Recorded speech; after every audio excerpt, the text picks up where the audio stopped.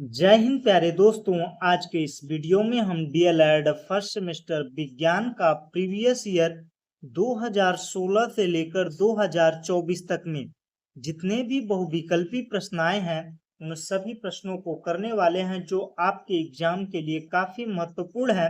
तो चलिए बढ़ते हैं प्रश्नों की ओर। तो पहला प्रश्न है, निम्न में से सत्य फल का उदाहरण है? कटहल, सेब, आम, अनानास। तो इनमें से सत्य फल कौन सा है? सबसे पहले यह बताइए कि सत्य फल क्या है। तो सत्य फल और असत्य फल जान जाएंगे तो इनमें से कौन सा सत्य फल है और असत्य फल है यह डिसीजन ले पाएंगे। तो सत्य फल क्या है सबसे पहले यह जानते हैं। तो सत्य फल उस फल को कहते हैं जिस फल के फूल का निषेचन अंडाशय में होता है और अंडाशय ही किसमें बदल जाता है? फल में बदल जाता है। तो क्या कहलाता है? सत्य फल कहलाता है।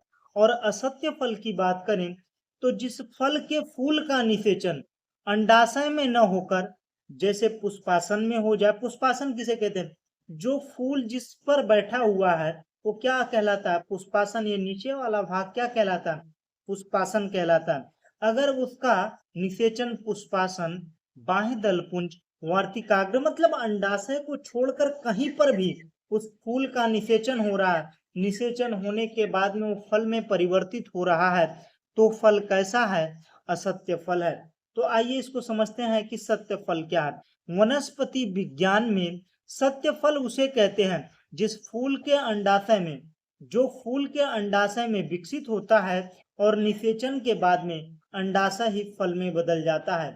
आम इसका सबसे उत्तम उदाहरण है क्योंकि यह सीधे फूल के अंडाशय में विकसित होता है। मैंने जो चीजें समझाई है वही चीजें लिखा हुआ है, वही चीजें असत्य फल। जब फल का विकास अंडाशय के अलावा फूल के अन्य हिस्सों जैसे पुष्पासन, बाह्य दल पुंज में होता है तो उसे क्या कहा जाता है? असत्य फल कहा जाता है। तो सत्य फल और असत्य फल, तो निम्न में से सत्य फल का उदाहरण कौन सा है? तो सत्य फल जिस फल का निषेचन फूल के अंडाशय में होता है तो क्या कहलाता है? सत्य फल। तो आम ही ऐसा है जिसके फूल का निषेचन कहाँ पर होता है? अंडाशय में होता है, वही अंडाशय फल के रूप में परिवर्तित होता है, तो आम सत्य फल। बाकी कटहल, सेब, अनानास ये सब क्या है? असत्य फल है।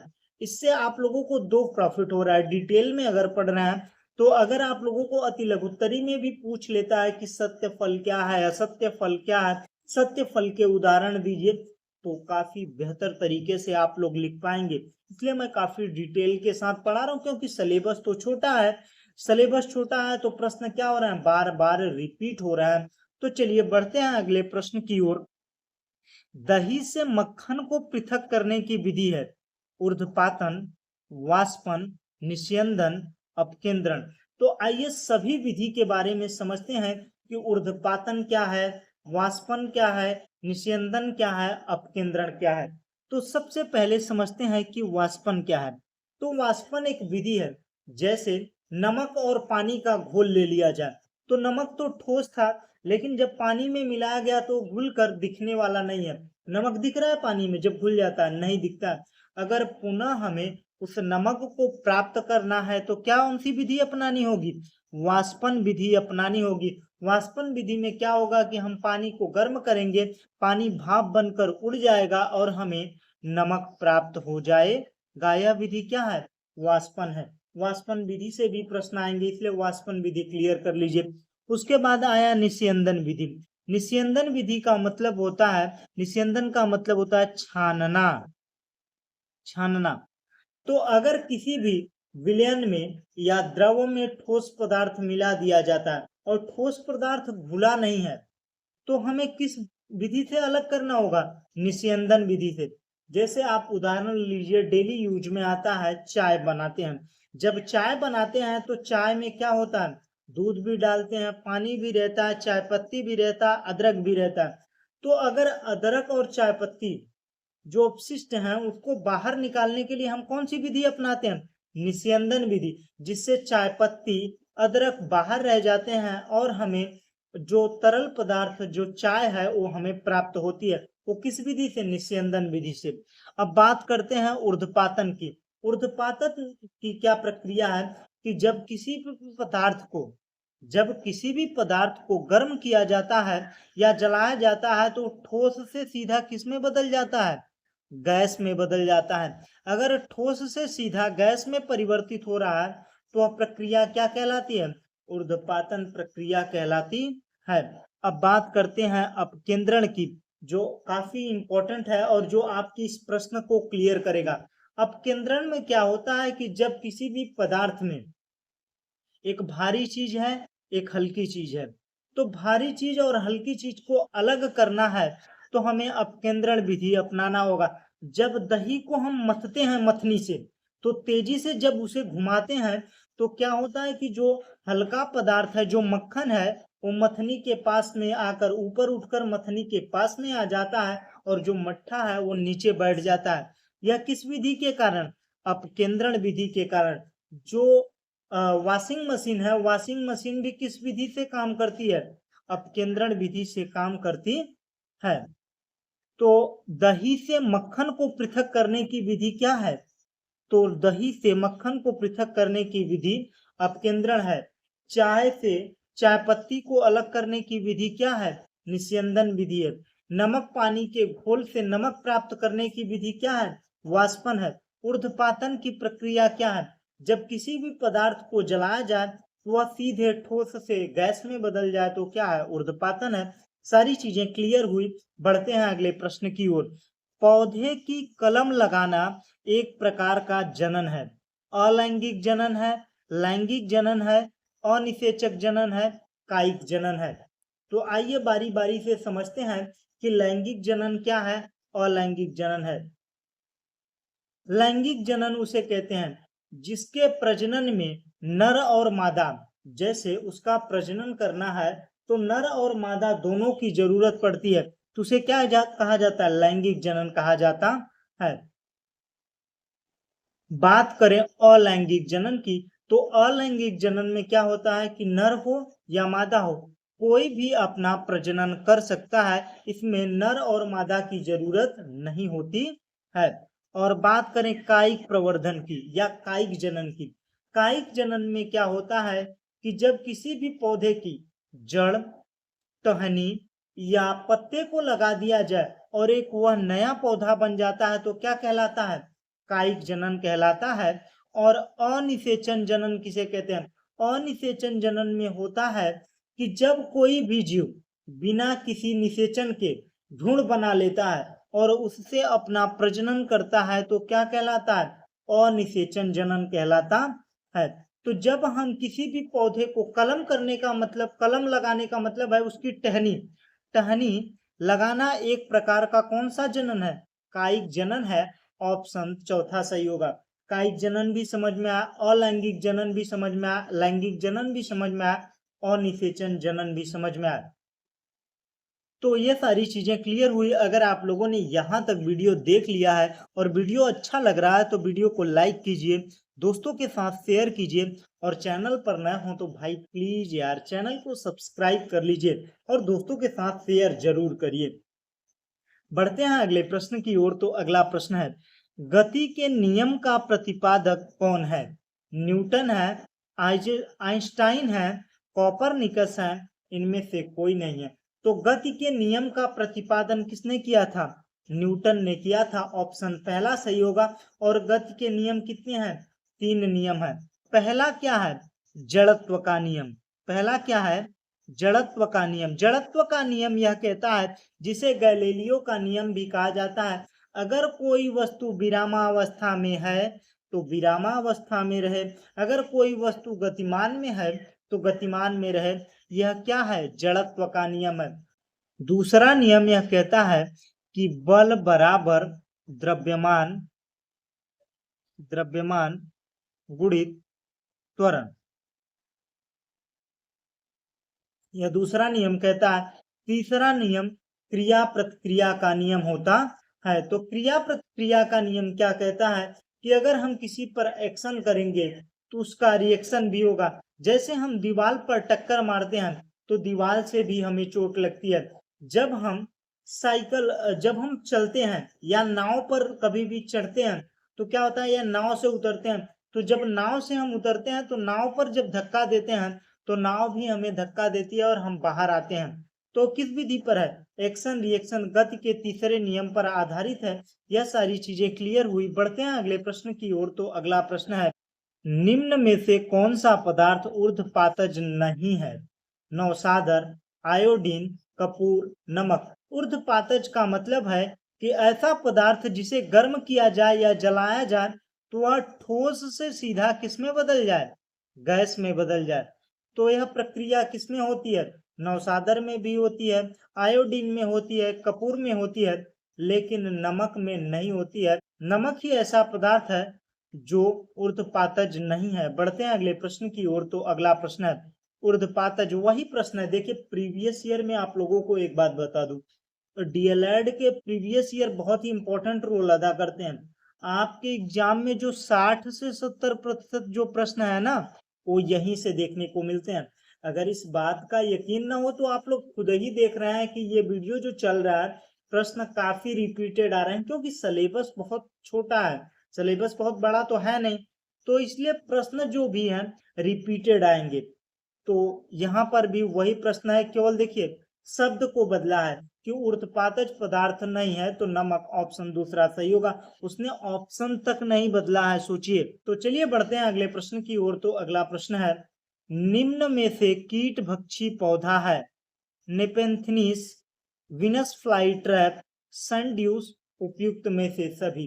तो कीट भक्षी पौधा कहाँ किसे जाता है? कीट भक्षी पौधा वो होता है जो कीड़ों मकोड़ों को पकड़ कर खाता है। यह क्यों खाता है? क्योंकि जो उसकी जरूरतें हैं, उसको पोषक तत्व तो मिलना चाहिए, वो जमीन से नहीं प्राप्त कर पा रहा है, तो उन चीजों को प्राप्त करने के लिए वह कीड़ों मकोड़ों से प्राप्त करता है। और कीट भक्षी का क्या जरूरत है जो पूरी नहीं होती है? वो है नाइट्रोजन। जब इन लोगों को नाइट्रोजन की प्राप्ति नहीं होती है तो वह कीड़ों मकोड़ों से नाइट्रोजन प्राप्त करते हैं। अक्सर यह दलदली क्षेत्रों में पाए जाते हैं, दलदली जमीनों में, जहां पर नाइट्रोजन की कमी होती है। तो इनमें से कीट भक्षी पौधा कौन सा है? तो यह सभी कीट भक्षी पौधे हैं। और ये देखिए, और ये इतने सुंदर सुंदर इसलिए लग रहे हैं जिससे ये क्या कर सकें, कभी ये गंध छोड़ते हैं या कभी सुंदर तरीके से फूले रहते हैं, जिससे कीड़े मकोड़े आकर इन पर बैठते हैं और इनमें थोड़े थोड़े रुएं जैसे निकले होते हैं, सेंसर, और जिनसे यह पकड़ पाते हैं कोई कीट आकर बैठा है और उन्हें झट से बंद कर लेते हैं, और इसके जरिए अपनी नाइट्रोजन की पोषक तत्वों की पूर्ति करते हैं।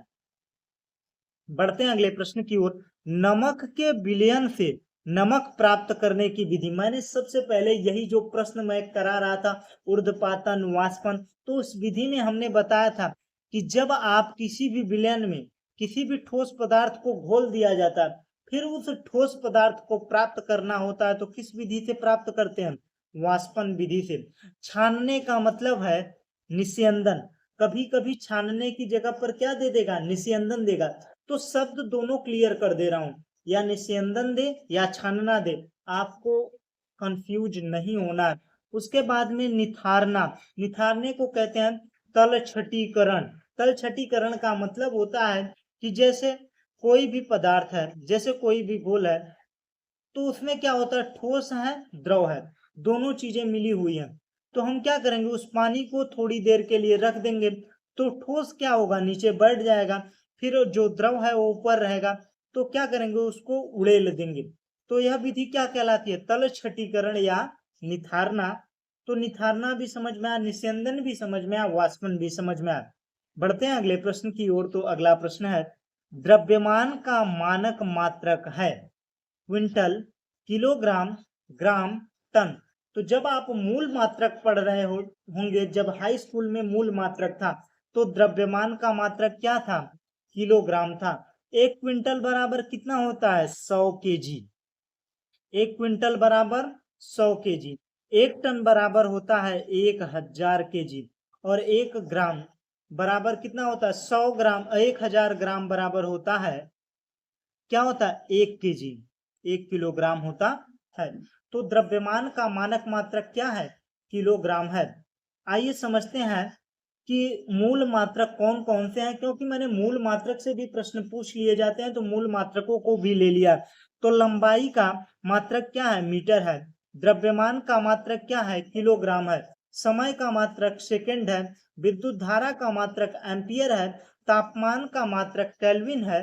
पदार्थ की मात्रा का मात्रक मोल है। और ज्योति तीव्रता का मात्रक क्या है? कैंडेला है। मूल मात्रक किसे कहते हैं? सबसे पहले ये समझिए, मूल मात्रक वे मात्रक होते हैं जिन्हें मापन में किसी और मात्रकों की जरूरत नहीं पड़ती है। वो क्या कहलाते हैं? मूल मात्रक कहलाते हैं। प्रकाश संश्लेषण से में उत्पन्न होने वाली ऑक्सीजन निकलती है जल से, कार्बन डाइऑक्साइड से, शर्करा से, पर्णहरित से। जब प्रकाश संश्लेषण होता, प्रकाश संश्लेषण है क्या? सबसे पहले ये समझिए। तो एक लाइन में जवाब दें कि प्रकाशीय ऊर्जा को रासायनिक ऊर्जा में बदलने की प्रक्रिया को क्या कहते हैं? प्रकाश संश्लेषण कहते हैं। और यह प्रक्रिया कौन करता है? पेड़ पौधे करते हैं। तो प्रकाश संश्लेषण में होता क्या है कि पेड़ पौधे क्या करते हैं? हमारे वायुमंडल से कार्बन डाइऑक्साइड और जमीन से जल प्राप्त करके यह सूर्य की उपस्थिति और क्लोरोफिल की उपस्थिति में ग्लूकोज बनाते हैं, अपना भोजन बनाते हैं, जल बनाते हैं और हमें ऑक्सीजन प्रोवाइड करते हैं। वही प्रक्रिया क्या कहलाती है? फोटोसिंथेसिस या प्रकाश संश्लेषण कहलाती है। लेकिन सबसे जरूरी ये बात है कि प्रकाश संश्लेषण का रिएक्शन पूछ लेता है कि प्रकाश संश्लेषण का अगर रिएक्शन लिख देते हैं तो उससे भी आपको पूरा नंबर मिल सकता है। तो इसमें क्या होता है कि 6 कार्बन डाइऑक्साइड के अणु और 12 जल के अणु मिलकर सूर्य की उपस्थिति में, सूर्य के प्रकाश की उपस्थिति और क्लोरोफिल की उपस्थिति में, क्लोरोफिल की उपस्थिति में क्या क्या बनाते हैं? C6H12O6 ग्लूकोज बनाते हैं, प्लस में 6 जल के अणु बनाते हैं और 6 ऑक्सीजन के अणु बनाते हैं। और ये जो ऑक्सीजन प्राप्त होता है यह किससे प्राप्त होता है? जल वाला ऑक्सीजन होता है। यही पूछा है तो ऑप्शन पहला सही होगा। यह सारी चीजें क्लियर हुई। इस रिएक्शन को याद रखिएगा, इस अभिक्रिया को, क्योंकि जब प्रकाश संश्लेषण पूछेगा तो उसके नीचे ये लिख देंगे तो आपका नंबर कटने का चांसेस 9 के बराबर है। बढ़ते हैं अगले प्रश्न की ओर। तो अगला प्रश्न है, कोशिका भित्ति पाई जाती है पादप कोशिका में, जंतु कोशिका में, पादप तथा जंतु कोशिका दोनों में, इनमें से कोई नहीं। तो आइए समझते हैं कि प्लांट सेल जो पादप कोशिका है, पादप कोशिका में सेल वॉल पाया जाता है और इसका आकार कैसा होता है? पादप कोशिका का मतलब पौधे की जो कोशिकाएं हैं उसका आकार कैसा होता है? चौकोर होता है। लेकिन एनिमल जीव की जो कोशिकाएं हैं वो कैसी हैं? गोलाकार हैं। तो सेल वॉल केवल किसमें पाया जाता है? पादप कोशिकाओं में पाया जाता है। तो ऑप्शन पहला सही होगा। बढ़ते हैं अगले प्रश्न की ओर। तो अगला प्रश्न है, यौगिक का उदाहरण है वायु, धुआं, चीनी, चीनी का विलयन। तो सबसे पहले यह समझिए कि यौगिक है क्या, और यौगिक जानने से पहले जानिए कि तत्व क्या है, फिर उसके बाद यौगिक बताते हैं। एक ही प्रकार के परमाणुओं से बने पदार्थ को क्या कहा जाता है? तत्व कहा जाता है, एलिमेंट कहा जाता है। और इनका गुण क्या होता है? हमेशा समान रहता है। बात करें कंपाउंड की, दो या दो से अधिक तत्वों को जब एक निश्चित अनुपात में मिलाया जाता है उसके बाद में जो हमें पदार्थ प्राप्त होता है वो क्या कहलाता है? यौगिक कहलाता है। तो यौगिक भी क्लियर हुआ। अब बात करें मिक्सचर की, दो या दो से अधिक पदार्थों को जब एक साथ मिलाया जाता है तो उसे क्या कहा जाता है? मिक्सचर कहा जाता है। जो वायु है ये क्या है? मिक्सचर है। इसमें धूल के कण हैं, उसके अलावा तमाम सारी गैसें, नाइट्रोजन, ऑक्सीजन, कार्बन डाइऑक्साइड, ये सारी गैसें हैं। तो इनका अनुपात भी धूल के कणों का तो निश्चित अनुपात है नहीं, तो क्या है? मिक्सचर है। तो कंपाउंड की बात करें, यौगिक की बात करें, जब निश्चित अनुपात में दो तत्वों या दो अणुओं को मिलाया जाता है तो जो हमें प्राप्त होता है पदार्थ वो क्या कहलाता है? यौगिक कहलाता है। तो इसमें से यौगिक कौन सा है? तो वायु क्या है? वायु में क्या होते हैं? धूल के कण होते हैं। तो ऑक्सीजन होता है, नाइट्रोजन होता है, तमाम सारी गैसें होती हैं, उनका अनुपात ऊपर नीचे होता रहता है, एक निश्चित अनुपात में नहीं होता। तो वायु क्या है? मिश्रण है। धुआं में धूल के कण होते हैं, किसी में ज्यादा होता है, किसी में कम होता है, अनुपात जो है वो निश्चित नहीं होता है। धुआं भी क्या है, मिश्रण है। चीनी क्या है, चीनी जो है वह यौगिक है, लेकिन चीनी का विलयन यह यौगिक नहीं है, यह क्या है, मिश्रण है। चीजें क्लियर हुई। बढ़ते हैं अगले प्रश्न की ओर। तो अगला प्रश्न है, कायिक प्रवर्धन संभव है? तो कायिक प्रवर्धन जब हम पढ़ा रहे थे कि टहनी कलम करके टहनी लगाई जाती है तो कैसा होता है, कौन सा प्रवर्धन होता है, तो कायिक प्रवर्धन होता है। कायिक प्रवर्धन में क्या होता है कि किसी भी पौधे की जड़ लगा दें या तना लगा दें या पत्ती लगा दें और वह एक नया पौधा बन जाता है तो क्या कहलाता है, कायिक प्रवर्धन कहलाता है। तो ये सारी चीजें क्लियर हुई। तो कायिक प्रवर्धन संभव है, तो इन सभी के द्वारा ऑप्शन चौथा सही होगा। तो यहाँ पर देखिए रूट लगा दिया गया, जड़ लगा दिया गया तो भी एक नया पौधा बन गया, टहनी लगा दिया गया तब भी एक नया पौधा बन गया, और पत्ती लगा दिया गया तब भी एक नया पौधा बन गया। तो क्या है, कायिक जनन है। बढ़ते हैं अगले प्रश्न की ओर। बल का मात्रक है न्यूटन, सेकेंड, किलोग्राम, इनमें से कोई नहीं। तो आप तो सेकंड जानते होंगे, किलोग्राम भी जानते होंगे, लेकिन न्यूटन में थोड़ा सा कंफ्यूजन होता होगा। तो आइए समझाते हैं कि न्यूटन क्या है। तो न्यूटन जो है वो बल का मात्रक है, लेकिन यह बल का मात्रक डिसाइड कैसे होता है कि एक न्यूटन बल लगा है। तो जब किसी भी 1 किलो पिंड को 1 किलोग्राम के पिंड पर इतना जोर लगाया जाए कि वह 1 मीटर पर सेकेंड की गति से त्वरित हो जाए, तो वो क्या कहलाता है, उस पर लगने वाला बल 1 न्यूटन होता है। तो 1 न्यूटन बल भी समझ में आ गया कि 1 न्यूटन की अगर परिभाषा भी पूछता है तो लिख पाएंगे। तो बल का मात्रक क्या है, न्यूटन है। और सीजीएस पद्धति में बल का मात्रक क्या है, डाइन है, यह भी याद रखिएगा। बढ़ते हैं अगले प्रश्न की ओर। तो अगला प्रश्न है, निम्नलिखित में से संयुक्त पत्ती छांटिए। आम की पत्ती, अमरूद की पत्ती, नींबू की पत्ती, इनमें से कोई नहीं। तो इनमें से सरल पत्ती कौन सी है और संयुक्त पत्ती कौन सी है, सबसे पहले यह जानते हैं। तो सरल पत्ती, जब एक ही वृंत से केवल एक ही पत्ती जुड़ी हो तो क्या कहलाती है, सरल पत्ती कहलाती है। और जिसका कटाव वृंत तक नहीं पहुंचता है तो क्या है, सरल पत्ती है। संयुक्त पत्ती की बात करें तो संयुक्त पत्ती एक वृंत में छोटी छोटी अलग अलग पत्तियां, कई पत्तियां लगी होती हैं तो क्या कहलाता है, संयुक्त पत्ती कहलाता है। और इनका कटाव मध्य सिरा, इनका कटाव मध्य सिरा मतलब वृंत से जो जाने वाली डंठल है उस तक पहुंच जाता है तो क्या कहलाता है, संयुक्त पत्ती कहलाता है। तो इनमें से कौन सी संयुक्त पत्ती नहीं है, कौन कौन सी संयुक्त पत्ती है, तो इनमें से छांटना है कि कौन सी संयुक्त पत्ती है। तो आम भी सरल पत्ती है, अमरूद भी सरल पत्ती है, और नींबू की भी जो पत्ती है वो सरल पत्ती है। तो इनमें से कोई नहीं ऑप्शन सही होगा। बढ़ते हैं अगले प्रश्न की ओर। तो अगला प्रश्न है, घर्षण बल निर्भर करता है सतह की प्रवृत्ति पर, क्षेत्रफल पर, आयतन पर, उपयुक्त में से सभी पर।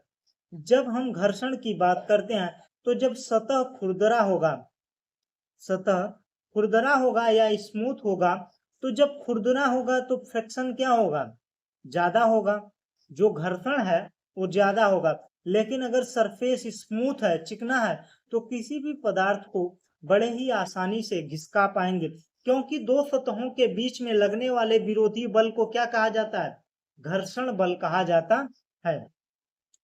तो यहाँ पर घर्षण बल निर्भर करता है सतह की प्रवृत्ति पर, क्षेत्रफल पर भी, आयतन पर भी, उपयुक्त में से सभी, ऑप्शन चौथा सही होगा। बढ़ते हैं अगले प्रश्न की ओर। एसआई पद्धति में चाल का मात्रक है, तो चाल बराबर होता है दूरी बटा समय, दूरी बटा समय। तो दूरी का मात्रक क्या होता है, किलोमीटर या मीटर।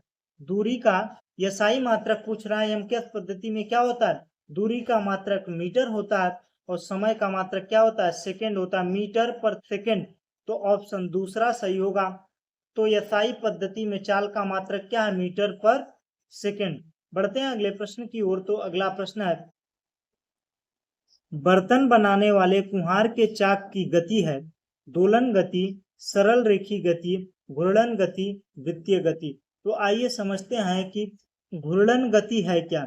जब किसी अक्ष के परितः, जब किसी अक्ष के परितः कोई वस्तु घूमता है तो क्या कहलाता है? घूर्णन गति। जैसे पृथ्वी अपने अक्ष के परितः घूमती है तो घूर्णन गति। कुम्हार का चाक जो है वो बीच वाले अक्ष के परितः घूमता है तो क्या है? घूर्णन गति है। सर्कुलर या वृत्तीय गति उसे कहते हैं जब किसी बिंदु के चारों ओर, जैसे सूर्य के चारों ओर जो पृथ्वी घूमती है तो क्या है? वृत्तीय गति है। और दोलन गति, दोलन गति की बात करें तो दोलन गति में क्या होता है, जब किसी साम्य स्थिति के दोनों तरफ, मतलब इधर भी जाए, अपनी साम्य स्थिति ये हो गई, इसके दोनों तरफ अगर दोलन करती है, गति करती है तो कौन सी गति है? दोलन गति है। जैसे पेंडुलम हुआ, झूला हुआ, तो झूले में कौन सी गति है? दोलन गति है। तो यहाँ पर कौन सा ऑप्शन सही होगा? तो कुम्हार के चाक में घूर्णन गति होती है, ऑप्शन तीसरा सही होगा। और पृथ्वी जो सूर्य के चारों ओर गति करती है वो कौन सी गति है? वृत्तीय गति है। दोलन गति झूले का और पेंडुलम का जो गति होता है वो दोलन गति होता है। बढ़ते हैं अगले प्रश्न की ओर। तो अगला प्रश्न है, नर तथा मादा युग्मक के युग्मन की क्रिया को कहते हैं। जब नर मादा के युग्मन के संयोग की क्रिया को क्या कहा जाता है? परागण कहा जाता है। निषेचन, जनन, बीज निर्माण। तो आइए समझते हैं कि परागण क्या है और फर्टिलाइजेशन, निषेचन क्या है। तो परागण क्या होता है कि जब नर मादा, जैसे जयांग हुआ, उसी फूल के जयांग से जो कण निकलकर वर्तिकाग्र पर आता है तो क्या कहलाता है? स्वपरागण। उसी फूल के जयांग से कण निकलकर वर्तिकाग्र पर पड़ता है तो स्वपरागण। और जब किसी भ्रौरे के द्वारा जयांग के जो कण है, परागकण है, अगर उसे वर्तिकाग्र पर लाया जाता है तो क्या होता है? पर परागण होता है। स्वपरागण और पर परागण दोनों हमने समझा दिया। परागण क्या है यह भी हमने समझा दिया। फर्टिलाइजेशन, जब नर युग्मक और मादा युग्मक आपस में मिलकर संयोग करके एक भ्रूण का निर्माण करते हैं तो उसे क्या कहा जाता है? निषेचन कहा जाता है। तो नर मादा युग्मक के युग्मन की संयोग की क्रिया को क्या कहते हैं? निषेचन कहते हैं। ऑप्शन दूसरा सही होगा। बढ़ते हैं अगले प्रश्न की ओर। निम्नलिखित में से कौन सजीव है? मोटर, रेलगाड़ी, कछुआ, साइकिल। जो श्वसन करता हो, उत्सर्जन करता हो, वो क्या है? सजीव है। तो मोटर क्या श्वसन करता है, उत्सर्जन करता है? नहीं। रेलगाड़ी नहीं। लेकिन कछुआ जो है वह श्वसन उत्सर्जन करता है तो क्या है? कछुआ जीव है। तो किसान का मित्र किसे कहा जाता है यह कमेंट में बताइएगा। बढ़ते हैं अगले प्रश्न की ओर। तो अगला प्रश्न है, फल का पेड़ से गिरना उदाहरण है चुंबकीय बल का, घर्षण बल का, गुरुत्व बल का, पेशी बल का। अगर मांसपेशियों से कार्य किया जाता है तो क्या कहलाता बल लगाया जाता है? तो पेशी बल। और पृथ्वी के आकर्षण के कारण जो वस्तु पृथ्वी के केंद्र की ओर खींचती है तो कौन सा बल उस पर काम करता है? गुरुत्वाकर्षण बल। दो सरफेस के बीच में विरोधाभास बल को क्या कहा जाता है? घर्षण बल कहा जाता है। और चुंबकीय बल की बात करें तो किसी भी चुंबक के कारण उस पर लगने वाले बल को क्या कहा जाता है? चुंबकीय बल कहा जाता है। तो फल का पेड़ से गिरने का जो उदाहरण है वो गुरुत्व बल है। बढ़ते हैं अगले प्रश्न की ओर। तो अगला प्रश्न है, बालू और लोहे की छीलन को पृथक किया जाता है बीन कर, चुंबकीय पृथक्करण द्वारा, फटक कर, चाल। बालू और लोहे के छीलन को पृथक किया जाता है क्योंकि जो चुंबक है वो लोहे को आकर्षित करता है। तो जब आकर्षित करेगा तो चुंबक पृथक्करण द्वारा लोहे को अलग कर लिया जाएगा बालू से और अलग बालू प्राप्त हो जाएगा। तो ऑप्शन दूसरा सही होगा। बढ़ते हैं अगले प्रश्न की ओर। पत्ती द्वारा कायिक जनन होता है अजूबा में, बबूल में, केला में, आम में। तो पत्ती द्वारा कायिक जनन अजूबा में होता है। ऑप्शन पहला सही होगा। बढ़ते हैं अगले प्रश्न की ओर। उभयचर जंतु, उभयचर जंतु वो होते हैं जो पानी में भी रह लेते हैं और स्थल पर भी रह लेते हैं। तो मछली, मेढक, मछली, चिड़िया, कुत्ता। तो इसमें से मेढक जो है वह उभयचर है, वह पानी में भी रह लेता है और जमीन पर भी रह लेता है। तो यहाँ पर देखिए वही चीजें समझाया गया है कि मेढक क्या है? उभयचर है। बढ़ते हैं अगले प्रश्न की ओर। द्रव्यमान का मात्रक क्या है? यह चीजें देखिए प्रश्न रिपीट हो रहे हैं। तो द्रव्यमान का मात्रक किलोग्राम है, बल का मात्रक न्यूटन है। बढ़ते हैं अगले प्रश्न की ओर। तो अगला प्रश्न है, दही को मथने द्वारा मक्खन को पृथक करने की विधि, यह चीजें मैंने दूसरा ही प्रश्न था यह भी मैंने करा दिया। अब केंद्रण होगा, देखिए यहाँ पर तलछटीकरण दे दिया। मैंने बताया ना शब्द बदलेगा लेकिन प्रश्न नहीं बदलेगा, क्योंकि सिलेबस उतना ही है ना, तो इसलिए आप लोग डिटेल में पढ़ते हैं तो आप लोगों के लिए काफी फायदेमंद होता है। तो चलिए बढ़ते हैं अगले प्रश्न की ओर। तो अगला प्रश्न है, सुषुप्त पौधा कहा जाता है जड़ को, बीज को, फूल को, पत्ती को। तो सुषुप्त पौधा बीज को कहा जाता है जब इसके वातावरण अनुकूल के अनुसार जब गर्मी और नमी मिलती है, टेम्परेचर और नमी मिलती है, तो यह पौधे के रूप में बीज क्या होता है, पौधे के रूप में बदल जाता है। तो इसीलिए बीज को सुषुप्त पौधा कहा जाता है। बढ़ते हैं अगले प्रश्न की ओर। 1 फुट बराबर होता है, तो 1 फुट बराबर कितना होता है, 1 फुट बराबर होता है 12 इंच, और 1 इंच बराबर होता है 2.54 सेंटीमीटर। तो 1 फुट बराबर होगा 30.48 सेंटीमीटर। तो इसलिए 1 फुट बराबर होगा 30.48 सेंटीमीटर। बढ़ते हैं अगले प्रश्न की ओर। न्यूटन के गति संबंधित कौन सा क्रिया प्रतिक्रिया का नियम है? प्रथम नियम जड़त्व का नियम है, जड़त्व का नियम। दूसरा नियम है F बराबर ma, बल बराबर द्रव्यमान गुणित त्वरण। तृतीय नियम एक्शन रिएक्शन का है, एक्शन रिएक्शन, एक्शन रिएक्शन का है तीसरा नियम, क्रिया प्रतिक्रिया का नियम जिसे कहते हैं। तो इसमें से कौन सा नियम पूछा है? तो न्यूटन की गति क्रिया प्रतिक्रिया का नियम तीसरा होता, ऑप्शन तीसरा सही होगा। बढ़ते हैं अगले प्रश्न की ओर। तो 1 फुट बराबर होता है 30.48 सेंटीमीटर, यह भी प्रीवियस ईयर है जो हमने करा दिया है। बढ़ते हैं अगले प्रश्न की ओर। बल की इकाई है अर्ग, डाइन, जूल, कैलोरी। तो बल का मात्रक जो हमने शुरू में पढ़ा था कि बल का मात्रक क्या है, न्यूटन है, लेकिन यहाँ पर उसने क्या किया, सीजीएस पद्धति में पूछ लिया। अगर आप प्रश्न को डिटेल में करे रहेंगे तो इससे प्रीवियस ईयर से बाहर आप लोगों का प्रश्न जाने वाला है ही नहीं। तो बल का मात्रक सीजीएस पद्धति में क्या होता है, डाइन होता है। अर्ग किसका मात्रक है सीजीएस पद्धति में, कार्य का मात्रक है, और कार्य का मात्रक क्या है, जूल भी है। और उष्मा का मात्रक क्या है, उष्मा का मात्रक कैलोरी है। यह सारी चीजें क्लियर हुई। बढ़ते हैं अगले प्रश्न की ओर। तो अगला प्रश्न है, नर तथा मादा युग्मन के युग्मन की क्रिया को कहते हैं, यह भी प्रश्न हमने करा दिया, निषेचन होगा। बढ़ते हैं अगले प्रश्न की ओर। तो अगला प्रश्न है, मछली में श्वास लेने के लिए कौन सा अंग पाया जाता है? मछली श्वास किस अंग से लेती है? फेफड़ा, गलफड़ा, त्वचा, उपयुक्त में से सभी। तो मछली श्वास किससे लेती है? मछली श्वास गिल्स से लेती है, और मछली पानी वाले ऑक्सीजन से सांस लेती है, न कि बाहर वाले से। इसीलिए बाहर मर जाती है, लेकिन लेती क्या है, ऑक्सीजन ही लेती है। तो माउथ में जब यह पानी लेती है, पानी लेने के बाद गिल्स के जरिए ऑक्सीजन प्राप्त करती है, और ऑक्सीजन को एब्जॉर्ब करने के बाद में पानी को बाहर निकाल देती है। इसलिए इसका ऑप्शन ख सही होगा, गलफड़ा। बढ़ते हैं अगले प्रश्न की। अगला प्रश्न है, 1 गज बराबर होता है 5 फुट, 4 फुट, 3 फुट, 2 फुट। तो 1 गज बराबर होता है 3 फुट। बढ़ते हैं अगले प्रश्न की ओर। तो अगला प्रश्न है, घुलनशील ठोस पदार्थ को द्रव से पृथक करने की विधि। ठोस पदार्थ को द्रव से, घुलनशील का मतलब है घुल गया, नमक क्या है, घुलनशील ठोस पदार्थ है। जो द्रव से पृथक करने की विधि क्या होगी, वाष्पन होगी। बढ़ते हैं अगले प्रश्न की ओर। तो अगला प्रश्न है, पहलवान को भार उठाने में लगने वाला बल, जो पेशियों के द्वारा बल लगाया जाता है वो क्या है, पेशीय बल है। और इलेक्ट्रॉनों के द्वारा जो बल लगता है वो चुंबकीय बल है, और चुंबक के द्वारा जो बल लगता है वो चुंबकीय बल है। तो पहलवान जो भार उठाने में लगाने वाला बल है वो कौन सा बल है, पेशीय बल है। चने के बीज को 2 हल्के पीले रंग की संरचना का नाम, बीज चोल। जो ऊपर वाला आवरण होता है चने का वो क्या होता है, बीज चोल होता है।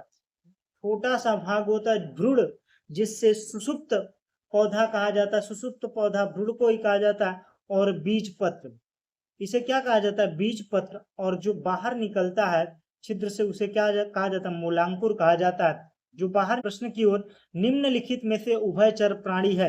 तो उभयचर के बारे में हमने पहले ही क्लियर किया था। उभयचर उसे कहते हैं जो स्थल और जल दोनों में रहता हो। तो कछुआ जो है वो क्या है? उभयचर प्राणी है। मेढक क्या है? उभयचर प्राणी है। बढ़ते हैं अगले प्रश्न की ओर। निम्नलिखित में से कौन सा मछली का अनुकूलन अंग नहीं है? धारा रेखित शरीर। धारा रेखित शरीर जो है मछली को अनुकूलता प्रदान करती है तैरने में। पंख उसे मुड़ने और तैरने के लिए, और गलफड़े जो हैं वो श्वास लेने के लिए, लेकिन फेफड़ा वह अनुकूलन अंग नहीं है, इसलिए यही सही होगा, चौथा ऑप्शन। बढ़ते हैं अगले प्रश्न की ओर। तो अगला प्रश्न है, निम्नलिखित में से यौगिक है। यौगिक का मतलब होता है दो या दो से अधिक तत्वों के मेल से निश्चित अनुपात में मिलाया जाता है, उसके बाद में जो पदार्थ प्राप्त होता है वो क्या कहलाता है? यौगिक कहलाता है। तो जल क्या है? यौगिक है। बाकी सोना, पीतल, चांदी ये सब क्या है? तत्व हैं। बढ़ते हैं अगले प्रश्न की ओर। तो अगला प्रश्न है, निम्नलिखित में से कौन सी विधि घुलनशील ठोस पदार्थों को द्रव से पृथक करता है? देखिए वही प्रश्न, केवल उसके प्रश्न पूछने के तरीके को बदलकर बार बार रिपीट किया है। तो वाष्पीकरण के जरिए हम क्या करते हैं? घुलनशील ठोस पदार्थों को द्रव से पृथक करते हैं। प्रश्न समाप्त हुए। हमने 2016 से लेकर 2024 तक में जितने भी बहुविकल्पी प्रश्न थे सभी को क्लियर कर दिया है। अगर आप लोगों ने वीडियो देखा और आप लोगों को वीडियो काफी अच्छा लगा हो, नॉलेजेबल लगा हो, तो वीडियो को लाइक कीजिएगा, दोस्तों के साथ शेयर कीजिएगा, और चैनल पर नए हो तो भाई प्लीज यार चैनल को सब्सक्राइब जरूर कर लीजिएगा। Thanks for watching. जय हिंद।